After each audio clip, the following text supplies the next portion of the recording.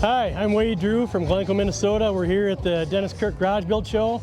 This is my 1994 Harley-Davidson Heritage Softail Classic.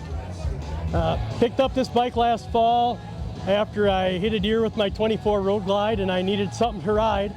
And made it through the winter with it until my Road Glide was done, and then decided, you know what, let's do a custom build out of it. Been talking about doing one for years, and so a lot of little things went into it.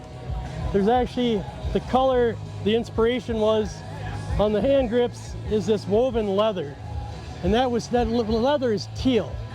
The bike was white with flames, and I couldn't understand why this was on there. As I tore it apart to start doing things, I found the factory teal paint on the inside of the tanks. So we played off of that. This is a color change paint that actually goes from blue to teal to purple to red to copper. So different lights, it looks a lot different.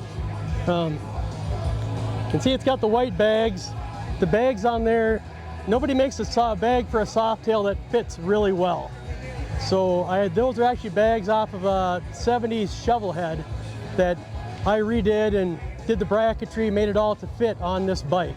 So you can see with the wide white walls and the white bags like the 60s and 70s FLHs, that's really the retro look I was going for with this bike. So, you know, 80 cubic inch Evo motor with an Andrews cam, 2-in-1.